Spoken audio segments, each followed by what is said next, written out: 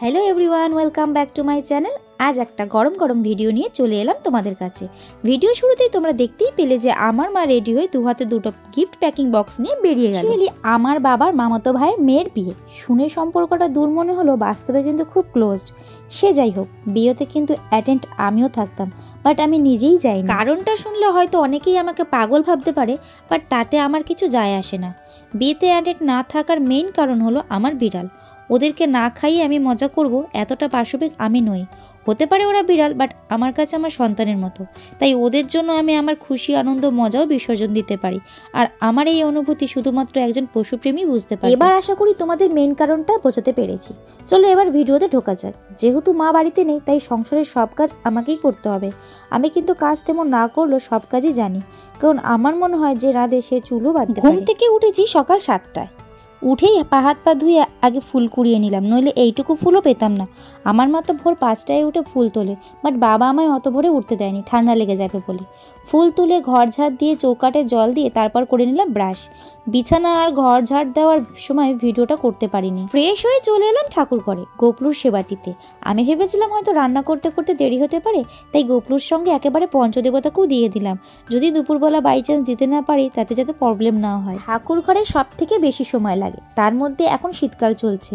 সবাইকে সোয়েটার পরিয়ে একদম রেডি করতে বেশ ভালোই সময় লেগেছে। সব থেকে বড় কাজ হচ্ছে পুজো দেওয়া। ব্যাস, সেই পুজো দেওয়া কাজটা আমার কমপ্লিট হয়ে গেছে। আমি চলে আসলাম এখন বাসি বাসন মাজতে। আর এই যে দুজনকে দেখতে পাচ্ছ, এরা রোজ সকালবেলা শুধু ভাত খায়। জানি না কেন, ভাতের হাঁড়ির আওয়াজ পেলে এদেরকে আর আটকে রাখা যায় না। প্রতিদিন মা সকালবেলা ভাত দেয়, বাট আজকে যেহেতু আমি ছিলাম, তাই আগের দিন রাত্রিবেলা ওদের জন্য একটু ভাত রেখে দিয়েছিলাম। সেই ভাতটাই ওদেরকে দিলাম। আর ওরা দেখতে পাচ্ছ কিরকম ভাবে খেলো। সংসারে যে কত কাজ থাকে সেটা আমি হাড়ে হাড়ে টের পেলাম। প্রতিদিন তো মা করে দেয়, তখন আর বুঝি না, বাট আজকে আমি ভালোই বুঝতে পারলাম যে কতটা কাজ থাকে। তো কোনো ব্যাপার না, আমি কি পারি না? চেষ্টা করলে সবই পারা যায়। সব কাজই জানি, ইচ্ছাকৃতভাবে করি না।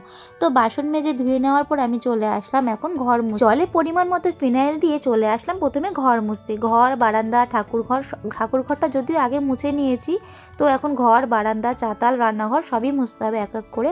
তো তোমরা দেখতে থাকো আমি সারাদিনে কি করি আজকে। ঘর মোছা কমপ্লিট করে আমি চলে এলাম সোজা বাসি উঠোন ঝাড় দিতে। বাসন ধোয়া হয়ে গেছে আর রান্নাঘরও পরিষ্কার করা কমপ্লিট।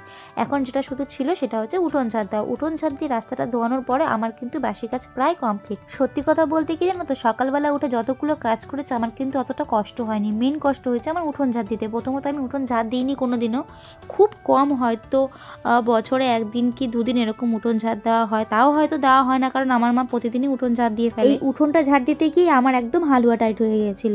আর মা প্রতিদিনই উঠোনটা ঝাড় দেয়, তাহলে ভাবো মার কতটা কষ্ট হয়। আমি তো বাড়িতে থাকি, কিন্তু আমি বুঝি না। আর আমার মা সচরাচর কোথাও ঘুরতেও যায় না আমাকে রেখে। আমি মাকে জোর করে পাঠিয়েছিলাম যে যাও তুমি ঘুরে আসো, আমি বাড়িতে আছি। আর আমার জন্য আমার বাবাও বাড়িতে রয়ে গেল। আর ওদিকে আমার উঠোন ঝাড় দিতে দিতে রাস্তা ঝাড় দেওয়া প্রায় কমপ্লিট হয়ে গেছিলো। আর রাস্তার পাশেই একজন জেঠি আমাকে জিজ্ঞেস করছিল যে মা কোথায়, কারণ প্রতিদিন মা উঠোন ঝাড় দেয়। আমাকে ঝাড় দিতে দেখে উনি কিছুটা অবাকই হয়ে গেছিলো। তো উঠোন ঝাড় দেওয়া কমপ্লিট হয়ে যাওয়ার পরে আমি জল নিয়ে চলে এলাম সোজা রাস্তা ধোয়াতে, যেহেতু রাস্তাটাও আমার প্রতিদিন ধোয়া। ব্যাস, আমার কাজ প্রায় কমপ্লিট। এখন আমি চলে আসলাম রুমে। বাসি ড্রেস ছেড়ে আমি পরে নিলাম এখন ধোয়া পরিষ্কার ড্রেস। তারপর আমি চলে গেলাম স্কিন কেয়ার করতে, যেহেতু আমি এটা রোজগারির মতো কাজ আর রোজই করি। কিন্তু আজকে কিন্তু আমি সানস্ক্রিনটা ইউজ করিনি, কারণ ওটা আমার শেষ হয়ে গেছে। মার্কেটে গিয়ে আমাকে আবার নিয়ে আসতে হবে। তো আজকে আমি শুধু রোজ ওয়াটার আর ময়শ্চারাইজারটা ইউজ করে নিচ্ছি। আর যেহেতু এখন শীতকাল, এখন শরীর এত পরিমাণে টান লাগে না, মানে কি বলবো, কিছুক্ষণ পরপরই ঠোঁট আর হাতটা যে শুকিয়ে আসে, একদম বিরক্তিকর লাগে। আমার স্কিন কেয়ার করা পুরো কমপ্লিট। এখন আমি সোজা চলে আসলাম ফ্রিজে। আগের দিনের কিছু তরকারি রয়েছে, সেটা আমি বের করে রাখি যাতে এটা রুম টেম্পারেচারে চলে আসে। তরকারির মধ্যে ছিল 1 পিস ইলিশ মাছের লেজা, যেটা আমি সকালবেলা গরম ভাতে খাবো।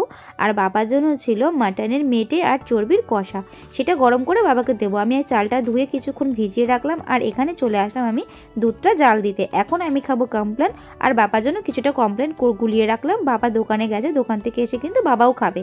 তো আমি প্রথমে আমার গ্লাসটা করে নিলাম। আমি কিন্তু সকালবেলা কমপ্লেনটা অতটা ভালো খাই না, তাও মা জোর করে খাওয়ায়। তো আমি হাফ গ্লাসের মতো নিয়েছি, আর বাবার জন্য হাফ গ্লাসের মতো রেখে দিয়েছি। আর এখানে দেখতেই পাচ্ছ আমি ভাতের জলটা বসিয়ে দিয়েছি। যেহেতু 1 পিস মাছ রয়েছে, তো তার সেরকম কোনো ঝোল কিন্তু ছিল না। আর এখন সেটা যদি আমি গরম করতে বসাই, তাহলে কিন্তু পুরো মাছটাই পুড়ে যাবে। তার জন্য আমি বাটিটা ভাতের হাঁড়ির ওপরে রেখে দিয়েছি, যাতে একদম নর্মাল হয়ে যায়। দেখো তেলটাও ছেড়ে দিয়েছি। আমাদের বাড়িতে কিন্তু কেউই কোনো তরকারি ঝোল পছন্দ করে না, সব কষা কষা মাখা মাখা তরকারি পছন্দ করে। তো দেখতেই পাচ্ছ। আর এখানে আমি ফ্রিজ থেকে বের করলাম ফ্রোজেন কিছু মাছ, যেটা আগের দিন আমি কেটে নুন হলুদ মাখিয়ে রেখে দিয়েছিলাম।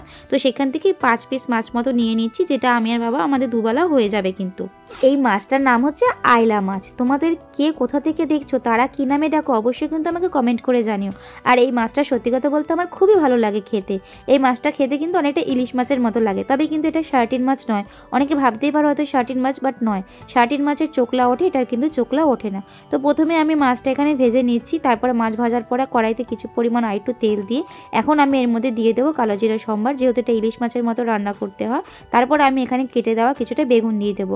বাবা বড় বড় সাইজের বেগুন নিয়ে এসে, কিন্তু বাবা কিন্তু বাজারে গিয়ে অত জিনিস চেক করে আনে না, যে যা দাম বলে ব্যাগ ভর্তি করে সেগুলোই নিয়ে চলে আসে। তার মধ্যে এই বেগুনটার মধ্যে কিছুটা পরিমাণে পোকা বেরিয়েছে, তার জন্য আমাকে সাইড থেকে কেটে কিছুটা নিতে হয়েছে। আর এখন বেগুনের যা দাম, ফেলতেও গায়ে লাগে। হালকা করে বেগুনটা সাঁতলে নিয়ে আমি এর মধ্যে গুঁড়ো মশলাগুলো অ্যাড করে দিলাম। গুঁড়ো মশলার মধ্যে ওই যা প্রতিদিন রান্নায় থাকে, জিরের গুঁড়ো, হলুদ গুঁড়ো, লঙ্কার গুঁড়ো, এগুলোই। ঝোলটা যখনই ফোটা শুরু হয়ে গেছে তখন কিন্তু আমি এখানে মাছগুলো দিয়ে দিচ্ছি। মাছগুলো একটু হালকা করে ভেতরে ঢুকিয়ে দিলাম যাতে রসটা ঢুকে যায়। একদম গামাখা গামাখা যখন হয়ে যাবে তখন কিন্তু আমি গ্যাসের ফ্লেমটা ধনেপাতা দিয়ে অফ করে দেবো। এখানে আমি ও ধনেপাতা কুচি দিয়ে এখন নামিয়ে দেবো মাছটা। গ্যাসটা বন্ধ করে এই ঝোলটাও কিন্তু টেনে যাবে বেগুনের মধ্যে। আমাদের একেতেই ঝোল খায় না, আগেই বললাম তোমাদের যে মাখা মাখা তরকারি খায়। তো আমার এখানে মাছ কিন্তু পুরো কমপ্লিট। এখন আমি করব এখানে উচ্ছে ভাজা, পেঁয়াজ কুচি দিয়ে উচ্ছে ভাজা। ভাতটা ওখানে সাইড করে নিয়ে গেছে, আর এখানে কুচনো পেঁয়াজ ছিল আগে থেকে কেটে রেখে দিয়েছি। আর অফ ক্যামেরায় এখানে দেখতে পাচ্ছ আমি আর যে উচ্ছেটাও কুচিয়ে নিয়েছি। এখন উচ্ছে ভাজাটা বসিয়ে দিই। এইদিকে গ্যাসের দিকে তাকিয়ে তো আমি ভয়ে পেয়ে গেছিলাম, ভেবেছি হয়তো গ্যাস শেষ, বাট না, গ্যাস শেষ হয়নি। ওরকম নিচে তেল ছিল দেখে ওরকম মনে হচ্ছে। আর সাইডে এখানে বাবার জন্য আমি গরম জল বসিয়ে দিয়েছি, যেহেতু বাবার কোমরে একটু ব্যথা ব্যথা ছিল, যাতে স্নান করে একটু আরাম পায়। ওখানে দেখতে পাচ্ছ কাঁথা রোদে দিয়েছি যাতে বাবা সে শুতে পারে। তো ব্লগটা এখানেই শেষ করছি। কেমন লাগলো অবশ্যই কমেন্ট করে জানিও। ভালো লাগলে লাইক কমেন্ট শেয়ার করতে ভুলো না। টাটা।